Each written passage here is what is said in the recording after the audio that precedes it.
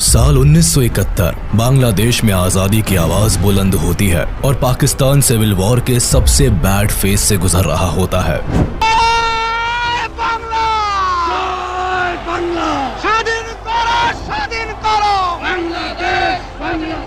Pakistani army और Bangladeshi revolutionaries के बीच एक तरफ बड़ा घमासान जारी रहता है, वहीं दूसरी तरफ बांग्लादेश खुद को एक अलग देश घोषित कर चुका होता है। इसी बीच 3 दिसंबर 1971 को भारत के खिलाफ Pakistan operation Genghis Khan launch कर देता है।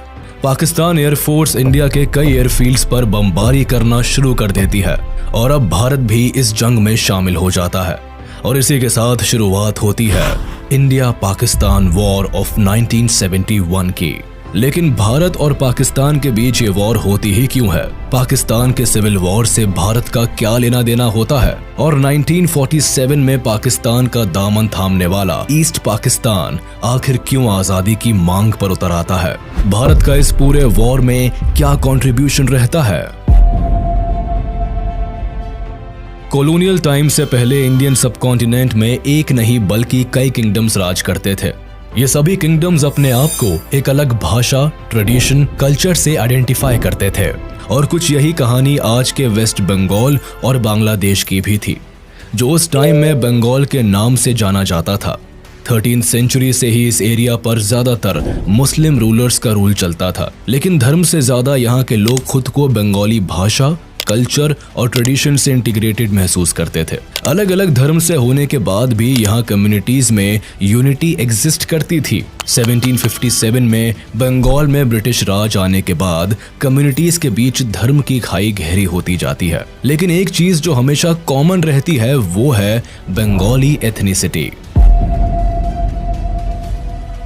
1947 में ब्रिटिश रूल के खत्म होते ही भारत को आजादी मिलती है, लेकिन ये आजादी भारत को 2 देशों में बांट देती है, भारत और पाकिस्तान। मुस्लिम मेजॉरिटी लोग पाकिस्तान को चुन लेते हैं, जबकि भारत खुद को लोकतांत्रिक देश घोषित करता है। धर्म के नाम पर हुए इस विभाजन से दोनों देशों की बाउंड्रीज तो तय हो जाती है, लेकिन एक ही कल्चर, ट्रेडिशन और लैंग्वेज को फॉलो करने वाले रीजन्स 2 अलग मुल्क का हिस्सा बन जाते हैं। जैसे आधा पंजाब पाकिस्तान को मिलता है और आधा भारत का हिस्सा बनता है। पार्टीशन की लकीरों से बंगाल भी अछूता नहीं रहता है। स्टार्टिंग फेज में पूरा बंगाल रीजन पार्टीशन को स्ट्रांगली अपोज करता है, लेकिन जब विभाजन की मांग तेज होती है तो बंगाल का वेस्टर्न रीजन भारत में शामिल हो जाता है।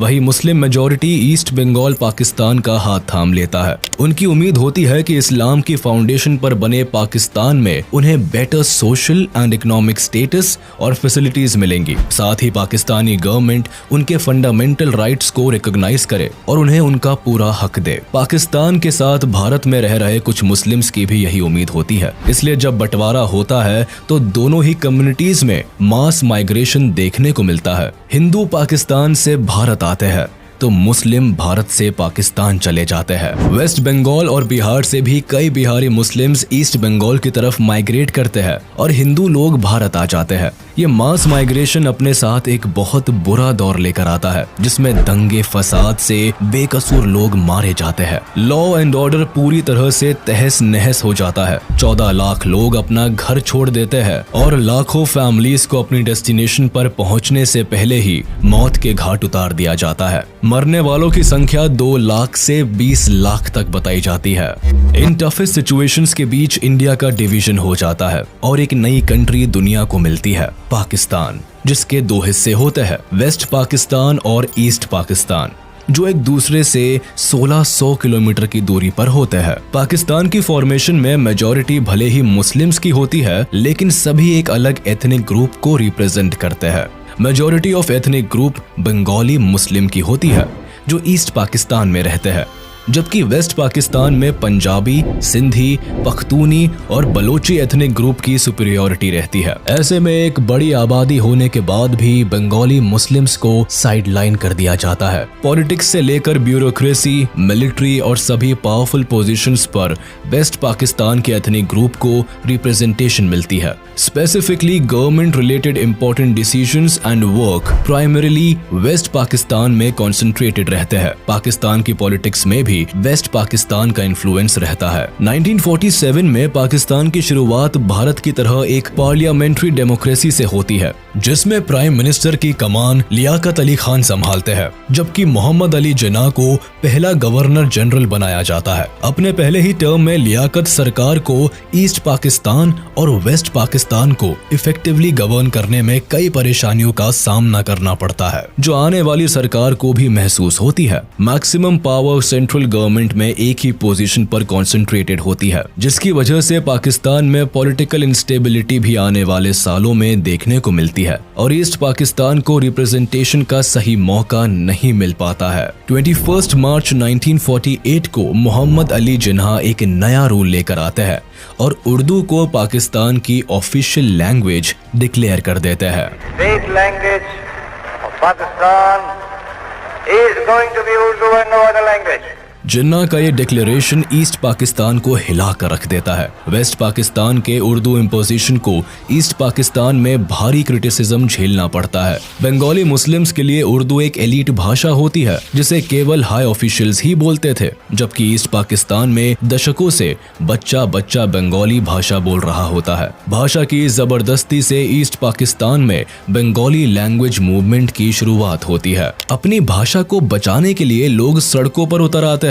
स्टूडेंट और पॉलिटिकल एक्टिविस्ट उर्दू इम्पोजिशन को अपनी भाषा पर एक गहरी चोट की तरह लेते हैं। ईस्ट बंगाल की प्राइमरी लैंग्वेज बंगाली होती है। 1952 आते आते ईस्ट बंगाल में प्रोटेस्ट इतने तेज हो जाते हैं कि सरकार को सेक्शन 144 इम्पोज करना पड़ता है, यानी 3 से ज्यादा लोगों का एक साथ खड़ा होना फॉरबिड कर दिया जाता है। इस कानून के खिलाफ 21 फरवरी को ढाका यूनिवर्सिटी के स्टूडेंट्स एक साथ इकट्ठे होते हैं, लेकिन सेक्शन 144 के तहत पुलिस उन्हें हिरासत में ले लेती है। इससे स्टूडेंट्स की भीड़ और भी ज्यादा भड़क जाती है और student East Bengal legislative assembly में घुसने की कोशिश करते हैं।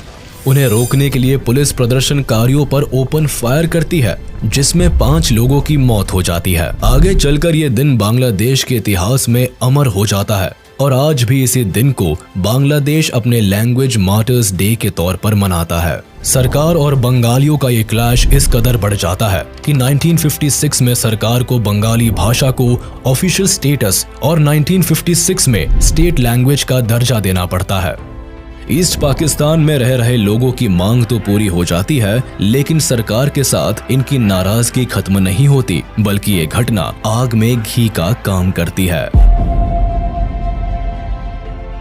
पाकिस्तान की फॉर्मेशन में मेजॉरिटी भले ही मुस्लिम्स की होती है, लेकिन सभी एक अलग एथनिक ग्रुप को रिप्रेजेंट करते हैं। पाकिस्तान में कई सरकारें बनती बिगड़ती है, कई बार मिलिट्री रूल भी देखने को मिलता है, लेकिन सरकार बनाने का मौका ईस्ट पाकिस्तान के लोगों के हाथ में कभी नहीं आता। उन्हें पॉलिटिकल रिप्रेजेंटेशन से तो दूर रखा ही जाता है, साथ ही ईस्ट पाकिस्तान के डेवलपमेंट पर भी ध्यान नहीं दिया जाता। 70% से भी ज्यादा नेशनल बजट वेस्ट पाकिस्तान के डेवलपमेंट पर लगाया जाता है, जबकि पाकिस्तान की आधी पॉपुलेशन ईस्ट पाकिस्तान में सेंटर्ड होती है।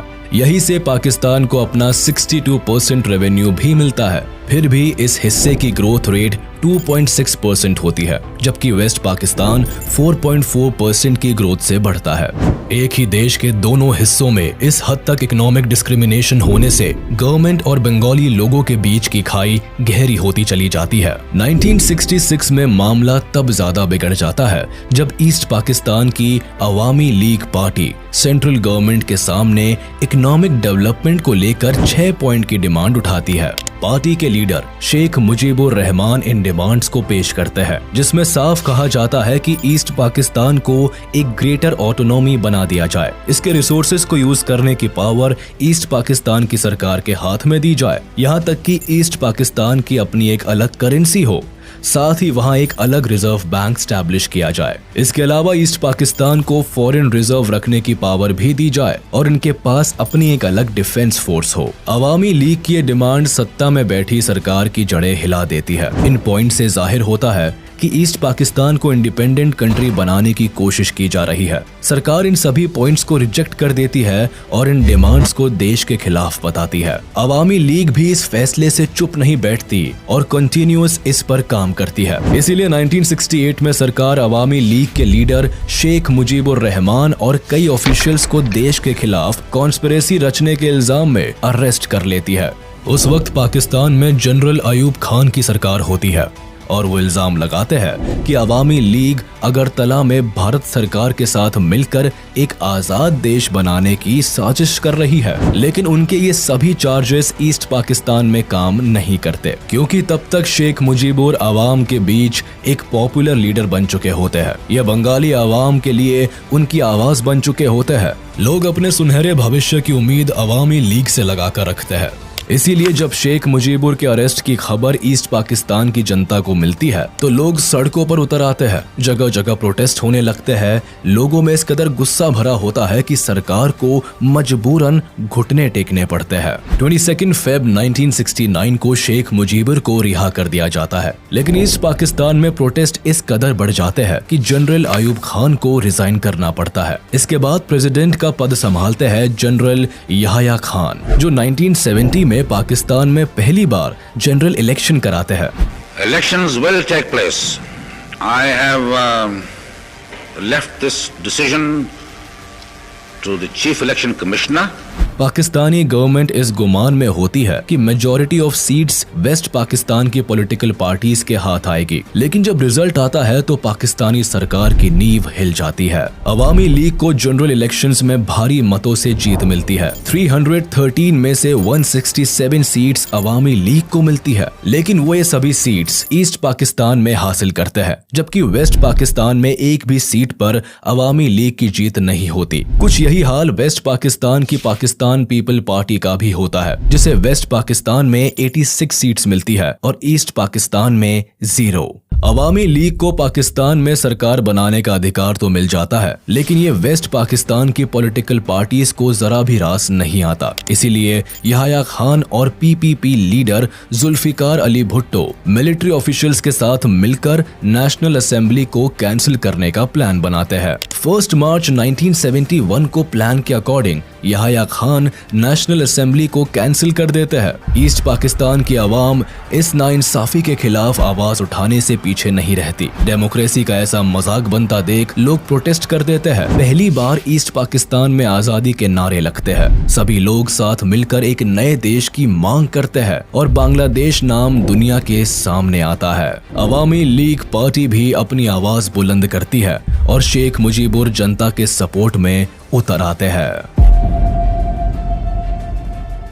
ईस्ट पाकिस्तान में अवाम पाकिस्तानी गवर्नमेंट के किसी भी ऑर्डर को मानना बंद कर देती है। प्रोटेस्टर्स यहाँ ऑर्गेनाइज्ड होकर एक इंडिपेंडेंट आर्मी को बनाते हैं, जिसे मुक्ति बाहिनी नाम दिया जाता है। इस आर्मी का मकसद बांग्लादेश की आजादी होता है। इस सिचुएशन में पाकिस्तान गवर्नमेंट को जब ईस्ट पाकिस्तान अपने हाथ से निकलता हुआ नजर आता है तो पाकिस्तानी आर्मी के जरिए यहाँ रिवॉल्ट्स को दबाने की कोशिश होती है। मार्च 1971 को एयर फ्लाइट के जरिए वेस्ट पाकिस्तान से कई पाकिस्तानी सोल्जर्स को ढाका लाया जाता है, जो मुक्ति बाहिनी के खिलाफ ऑपरेशन चलाते हैं। मुक्ति बाहिनी से निपटने के लिए वेस्ट पाकिस्तान एक east Pakistani central peace committee बनाती है, जिसे शांति बाहिनी नाम दिया जाता है। लेकिन पीस स्टैब्लिश करने के बजाय ये कमेटी ईस्ट पाकिस्तान में लोगों पर अत्याचार करना शुरू कर देती है। लॉ एंड ऑर्डर की धज्जियां उड़ जाती है। बंगालीज वेस्ट पाकिस्तान से अपने सारे नाते तोड़ लेते हैं। पाकिस्तानी गवर्नमेंट को जब ईस्ट पाकिस्तान की आवाज दबाने का कोई रास्ता नजर नहीं आता तो सरकार एक ऐसी साजिश रचती है कि वॉर क्राइम्स की सारी हदें पार हो जाती है। ईस्ट पाकिस्तानी लीडर्स का कहना था कि वेस्ट पाकिस्तान उनके 6 पॉइंट मूवमेंट को मान ले, जिसके बाद वो सब हार्मनी के साथ रह सकते हैं। लेकिन पाकिस्तानी आर्मी को ये बात मंजूर नहीं होती। 25 मार्च 1971 को पाकिस्तानी आर्मी ईस्ट पाकिस्तान में एक खतरनाक जेनोसाइड प्लान करती है, जिसे ऑपरेशन सर्च लाइट नाम दिया जाता है। इसका मकसद बांग्लादेश की आजादी की मांग करने वाले सभी रेवोल्यूशनरीज को टारगेट करना होता है। साथ ही उन लोगों को भी मौत के घाट उतारना होता है जो अलग देश की मांग कर रहे होते हैं। कहने को तो ये पाकिस्तानी आर्मी का एक अभियान होता है, लेकिन सही मायनों में ये एक वॉर क्राइम का एक्ट साबित होता है, जिसका मकसद ईस्ट पाकिस्तान में जेनोसाइड और पब्लिक मैसेकर को अंजाम देना होता है।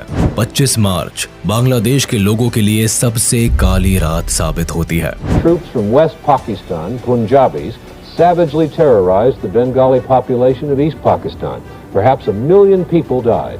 हजारों पाकिस्तानी सोल्जर्स ढाका में घुसते हैं, कर्फ्यू इम्पोज किया जाता है, टेलीफोन या रेडार सब बंद कर दिए जाते हैं, सभी फॉरेन जर्नलिस्ट को पहले ही डिपोर्ट कर दिया जाता है, पूरे शहर को सील करके सबसे पहले शेख मुजीबुर को अरेस्ट किया जाता है। ऑपरेशन सर्च लाइट में पाकिस्तानी सेना ने लगभग 10 लाख से ज्यादा बांग्ला बोलने वाले ईस्टर्न पाकिस्तानियों को मौत के घाट उतार दिया। इस मैसेकर में ज्यादातर नेता, क्रांतिकारी, बंगाली, अवामी पार्टी के मेंबर्स और आम जनता को बुरी तरह से टारगेट किया गया। इस भयंकर मैसेकर के बाद लाखों लोग भागकर भारत में शरण लेने आ जाते हैं। 25 मार्च की रात शुरू हुआ ये वॉर क्राइम लगभग अगले 8 महीनों तक चला, जिसमें 30 लाख से ज्यादा लोग पाकिस्तानी आर्मी के अत्याचार से मारे गए। हजारों को यही बुरी तरह से घायल कर दिया गया। यहाँ सबसे दिल दहला देने वाली बात ये हुई कि पाकिस्तानी आर्मी ने ईस्ट पाकिस्तान में लगभग 4 लाख लड़कियों और औरतों के साथ सामूहिक बलात्कार किया और उनका रेप करके उन्हें पब्लिकली परसिक्यूट कर दिया। पाकिस्तानी आर्मी के इस तरह के शर्मनाक काम को जब यूएस प्रेसिडेंट तक पहुंचाया गया, तब भी यूएस ने इस जेनोसाइड को रोकने का कोई काम नहीं किया, उल्टा अपने एलाइज पाकिस्तान को वॉर में सपोर्ट करते रहे। और इससे पहले ही शेख मुजीबुर ईस्ट पाकिस्तान को इंडिपेंडेंट कंट्री घोषित कर देते हैं और इसे बांग्लादेश नाम देते हैं। 27 मार्च को मेजर जियाउर रहमान खुद ये डिक्लेरेशन पब्लिक को पढ़कर सुनाते हैं। Bangladesh, on behalf of our great national leader, the Supreme Commander of Bangladesh, Sheikh Mujibur Rahman, do hereby proclaim the independence of Bangladesh. Bangladesh को आजाद देश घोषित कर दिया जाता है, लेकिन यह आजादी इतनी भी आसान नहीं होती। मेजर शहरों को अपने कंट्रोल में लेने के लिए एक ही रात में 7,000 इनोसेंट बंगाली लोगों को मौत के घाट उतार दिया जाता है। इस मैसेकर में एक ही हफ्ते के अंदर 3 लाख से भी ज्यादा बंगाली लोगों का कत्लेआम कर दिया जाता है, लाखों औरतों का रेप किया जाता है। पाकिस्तानी आर्मी अपने ही देश के लोगों को इस कदर टॉर्चर करती है कि डरकर 10 मिलियन से भी ज्यादा लोग बांग्लादेश छोड़कर भारत में घुस आते हैं। कुछ ही दिनों में लोग अपना घर परिवार सब कुछ खो बैठते हैं। भारत पहले से बांग्लादेश की सिचुएशन पर नजर रख रहा होता है, लेकिन जब लाखों की संख्या में रेफ्यूजीज धीरे धीरे भारत की तरफ आते हैं, तो भारत की मुश्किलें भी बढ़ जाती है। भारत भी इस कॉन्फ्लिक्ट का हिस्सा बन जाता है। इसीलिए भारत सरकार अवामी पार्टी के कई लीडर्स को अपने देश में शरण देती है।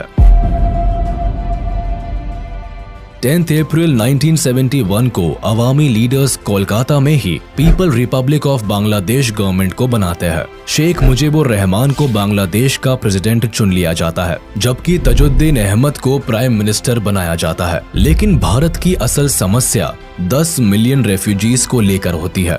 आखिर इतने बड़ी संख्या को सर्व करना भारत के लिए मुश्किल होता है। रेफ्यूजीज के आने जाने से भारत पर एक बड़ा इकोनॉमी बर्डन पड़ता है। साथ ही बांग्लादेश में चल रहा जेनोसाइड भी भारत सरकार के लिए कंसर्न बनता जा रहा था। इसीलिए इंदिरा गांधी फैसला लेती है कि बांग्लादेश की आजादी की इस लड़ाई में भारत भी शामिल होगा। 28 अप्रैल 1971 प्रधानमंत्री Indira Gandhi chief of army staff general Sam Manekshaw से बांग्लादेश की सिचुएशन डिस्कस करती है और उन्हें कहती है कि वो जंग की तैयारी करे। लेकिन मानेकशॉ वॉर चैलेंजेस को बताते हुए इतनी जल्दी वॉर पर जाने को अवॉइड करते हैं। वो बताते हैं कि मॉनसून के मंथ में बांग्लादेश में बाढ़ की स्थिति पैदा हो जाती है और ऐसी सिचुएशन में लड़कर जीत हासिल करना मुश्किल हो सकता है। इसीलिए वॉर का राइट टाइम नवंबर दिसंबर की विंटर्स रखा जाता है। प्रधानमंत्री जनरल्स को पूरी आजादी देती है कि वो जब चाहे तब ऑपरेशन स्टार्ट कर सकते हैं।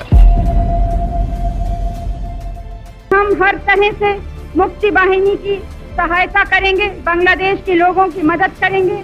इंडियन आर्मी अपने काम की शुरुआत मुक्ति बाहिनी को ट्रेनिंग देने से शुरू करती है। सैम मानेकशॉ की लीडरशिप में इंडियन आर्मी मुक्ति बाहिनी को गोरिल्ला वॉरफेयर के लिए ट्रेन करती है। उन्हें हर एक टैक्टिक और स्ट्रेटेजी सिखाई जाती है जिससे वो पाकिस्तानी आर्मी पर भारी पड़ सके। साथ ही भारत की तरफ से वेपन्स की सप्लाई भी मुक्ति बाहिनी को दी जाती है। भारत अब तक इनडायरेक्टली ही इस युद्ध का हिस्सा होता है। रियलिटी में पाकिस्तान और भारत के बीच अब तक कोई क्लैश नहीं होता।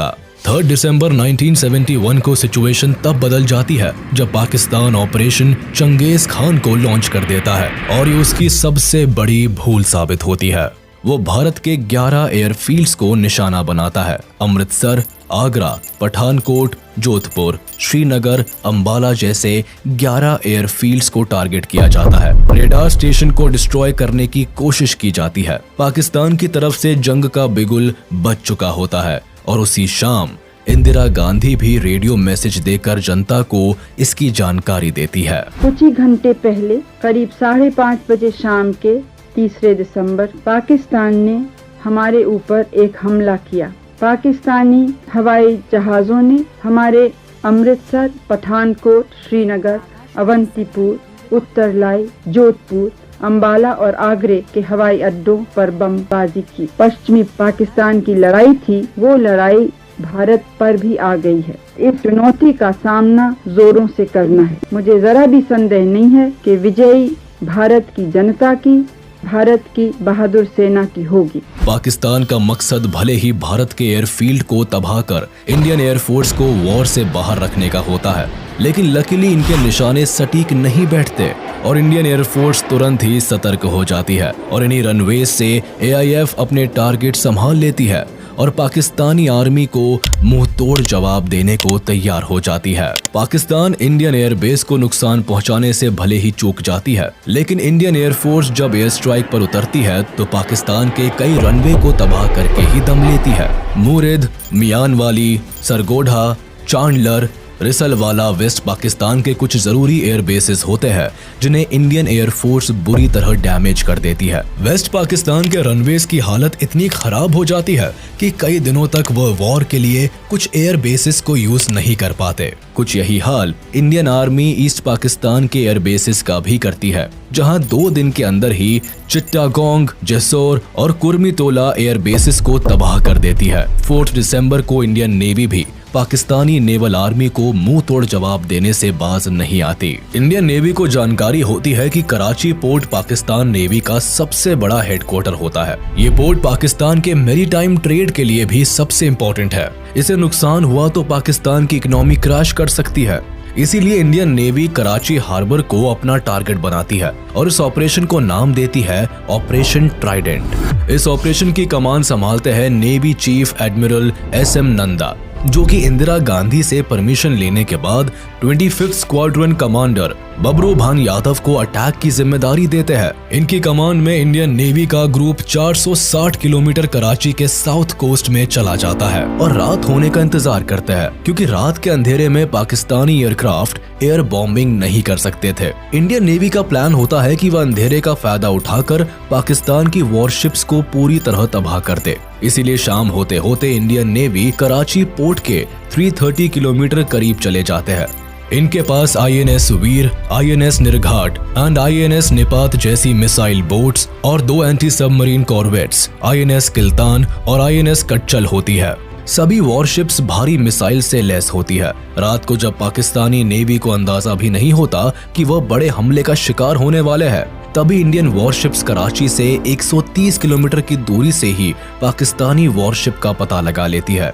सबसे पहले मिसाइल अटैक INS नीरघाट करती है और पाकिस्तान के बैटल्स क्लास डिस्ट्रॉयर PNS खाइबार के टुकड़े टुकड़े कर डालती है। उसके बाद INS वीर और INS निपत भी अपना कमाल दिखाते हैं और PNS चैलेंजर और PNS मुहाफिज को मिसाइल से बर्बाद कर पानी में डुबो देते हैं। इस ऑपरेशन में INS निपात पाकिस्तान के केमारी ऑयल स्टोरेज टैंक्स को भी निशाना बनाता है और पाकिस्तान का ऑयल स्टोरेज आग की लपटों में जल के बर्बाद हो जाता है। करीब 7 दिन तक पाकिस्तान इस आग को बुझाने में नाकामयाब रहता है और दुनिया भर के अखबारों में इंडियन नेवी की इस आग को बिगेस्ट बॉनफायर करार दिया जाता है। इसके जवाब में पाकिस्तानी नेवी इंडिया के ओखा पोर्ट को बॉम्ब करने से पीछे नहीं रहता ताकि उन्हें अपनी बर्बादी का बदला मिल सके। वो हमले से भारत के फ्यूलिंग फैसिलिटीज, एम्यूनिशन डंप और मिसाइल बोट्स जेटी को नुकसान पहुंचाना चाहता है। लेकिन पाकिस्तान के प्लान को समझते हुए इंडियन नेवी अपनी मिसाइल बोट्स को पहले ही ओखा पोर्ट से हटा देता है और यहाँ भी पाकिस्तान के हाथ केवल हार ही आती है। इंडियन नेवी का ये पहला ऑपरेशन होता है जिसमें एंटी मिसाइल्स का इस्तेमाल किया जाता है और आज के दिन इस दिवस को इंडियन नेवी डे के रूप में मनाया जाता है। इसके अलावा पाकिस्तानी नेवी को इस वॉर में सबसे ज्यादा डर INS विक्रांत का भी होता है। उन्हें ये जानकारी होती है कि INS विक्रांत जंग की तस्वीर पलट कर रख सकता है। चूँकि INS विक्रांत शान से बे ऑफ बंगाल के रास्ते ईस्ट पाकिस्तान पर एयरफोर्स को कैरी किए हुए ऑलरेडी एक्टिव था, इसलिए पाकिस्तानी आर्मी इसे बर्बाद करने के लिए PNS गाजी को इस रूट में भेजती है। लेकिन मामला उल्टा पड़ जाता है। नेवल सबमरीन PNS गाजी कराची से बे ऑफ बंगाल की तरफ आती है, लेकिन इसके पहले वो अपने प्लान को एक्टिवेट कर पाता इंडियन नेवी की डिफेंस फोर्स को इस साजिश की खबर लग जाती है। भारत भी चौकन्ना हो जाता है। यहाँ PNS गाजी को चकमा देने के लिए विशाखापट्टनम पर INS राजपूत को एक्टिव कर दिया जाता है और ऐसा जताया जाता है कि विशाखापट्टनम पोर्ट पर INS विक्रांत खड़ा है। पाकिस्तानी नेवी को गुमराह करने के लिए INS विक्रांत के कॉल साइन का यूज किया जाता है। साथ ही INS राजपूत से भी सिग्नल्स भेजे जाते हैं। अपने मिशन को अंजाम देने के लिए PNS गाजी जैसे ही विशाखापट्टनम पोर्ट पर पहुंचता है, तभी INS राजपूत 2 डेप्थ चार्जर्स से PNS गाजी सबमरीन पर हमला करता है। PNS गाजी इस पूरे मामले को समझता और रिट्रीट करता, तब तक INS राजपूत ने हमले शुरू कर दिए और इस तरह PNS गाजी पाकिस्तान के मंसूबों के साथ ही डूब जाता है। 4 दिसंबर की रात को पाकिस्तान राजस्थान के लोंगेवाला पोस्ट से भारत पर हमला करता है। उन्हें खुफिया जानकारी होती है कि यहाँ इंडियन सोल्जर्स की संख्या कम है। बस इसी का फायदा उठाकर वह भारत में दाखिल होने और रामगढ़ जैसलमेर होते हुए दिल्ली पहुँचने की साजिश रचता है। इस साजिश के तहत पाकिस्तान 2000 जवानों के साथ 59 टैंक्स और एक मोबाइल इन्फेंट्री ब्रिगेड को लेकर लोंगेवाला पोस्ट पर हमला कर देते हैं।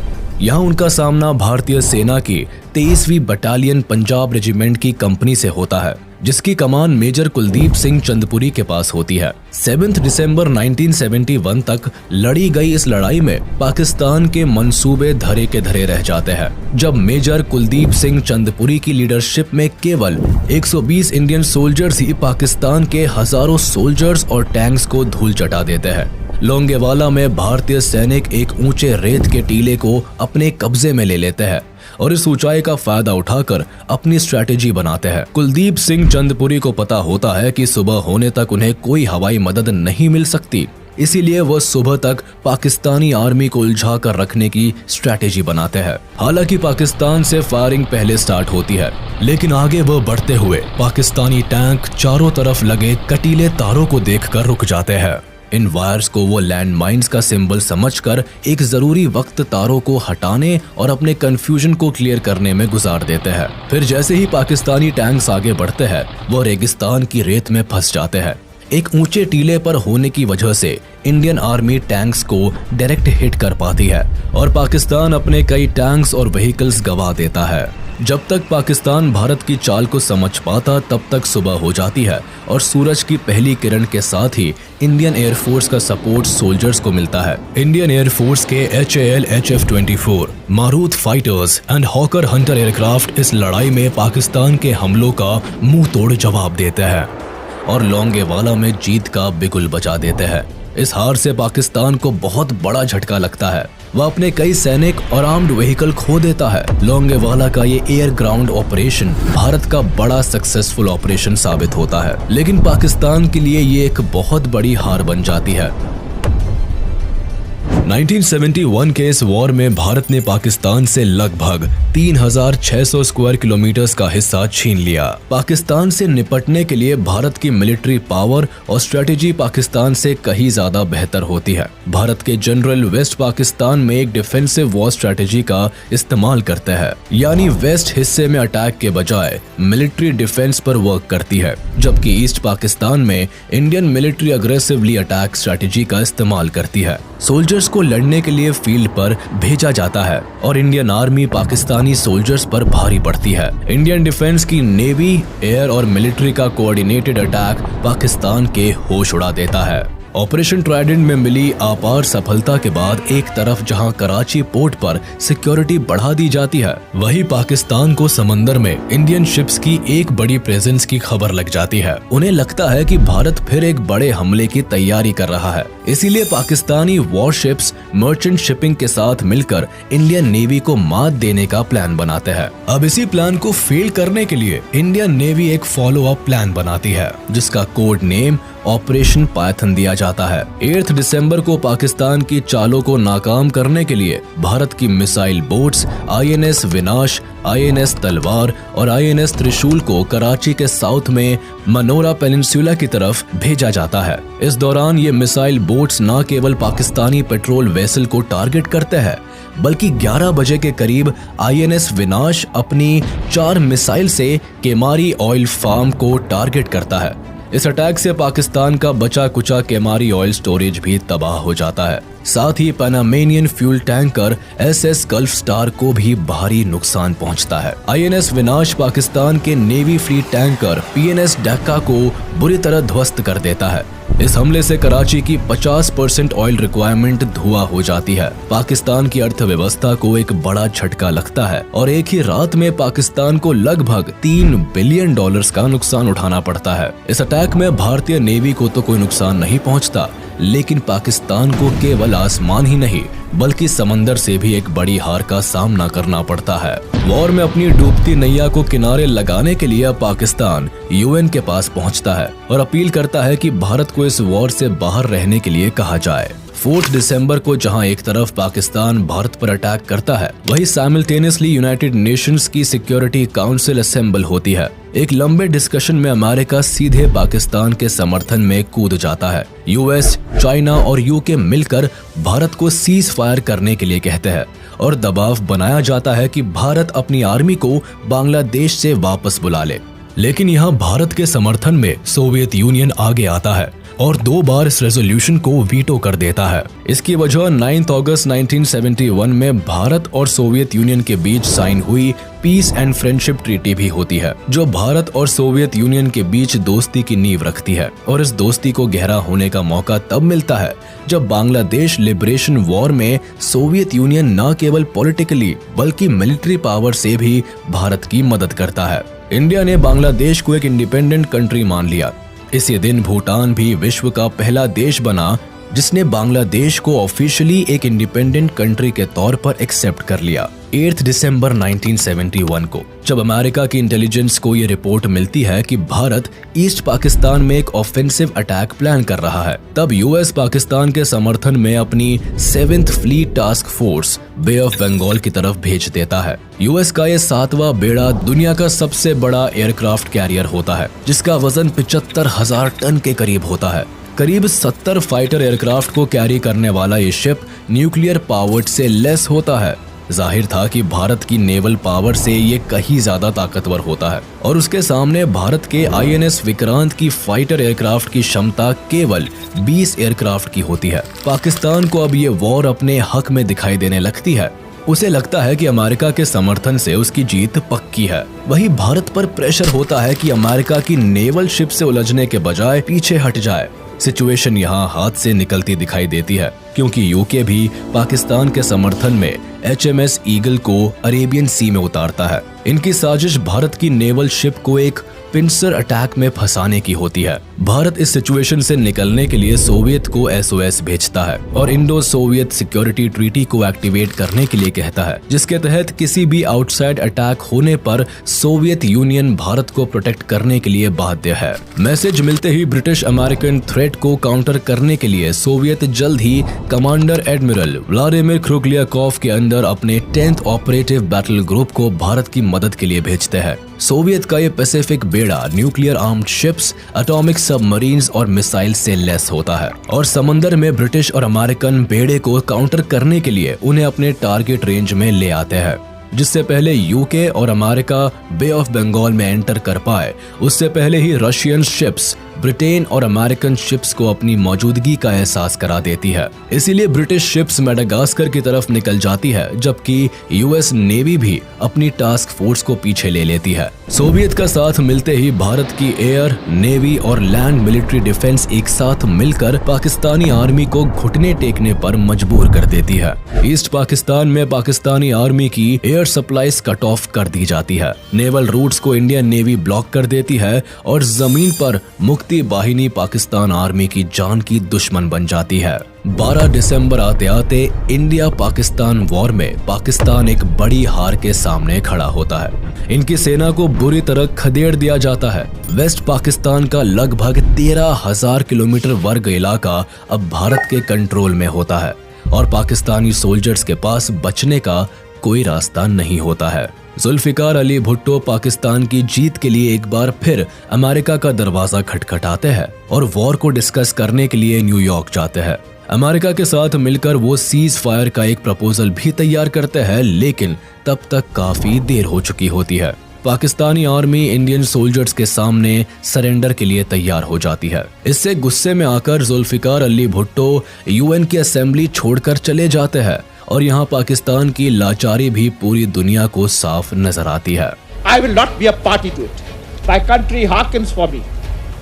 Why should I waste my time here in the Security Council?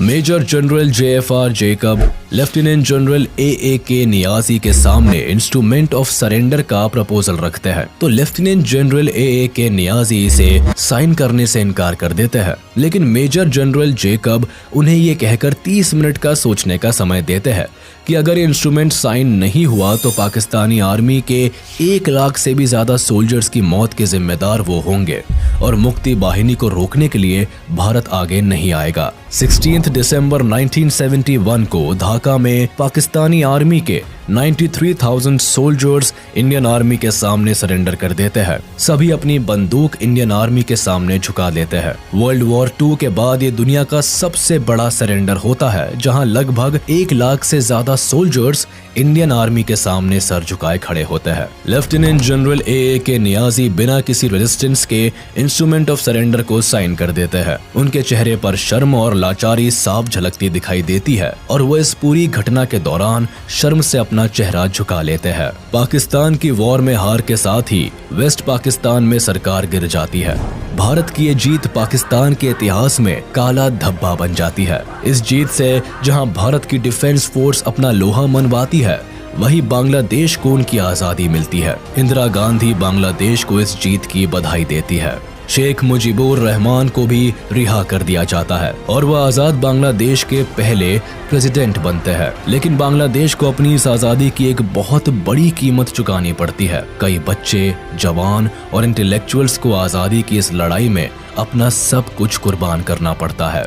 1972 में भारत और पाकिस्तान के बीच शिमला एग्रीमेंट साइन किया जाता है, जिसके तहत पाकिस्तान भी बांग्लादेश को एज अ कंट्री रिकॉग्नाइज कर लेता है। इसके बदले भारत पाकिस्तान की 13,000 स्क्वायर किलोमीटर की जमीन जो भारत के कब्जे में होती है, उसे पाकिस्तान को लौटा देता है और 93,000 वॉर प्रिजनर्स को भी लौटा देता है। इसी के साथ भारत जीत का एक नया इतिहास लिखता है। 1974 में UN भी बांग्लादेश को एक इंडिपेंडेंट कंट्री रिकॉग्नाइज कर लेता है। इसी के साथ हम आपसे विदा लेते हैं। उम्मीद है आपको ये वीडियो जरूर पसंद आया होगा। आप इस वीडियो को अपने दोस्तों के साथ शेयर करना बिल्कुल भी ना भूले। साथ ही चैनल को सब्सक्राइब जरूर करें।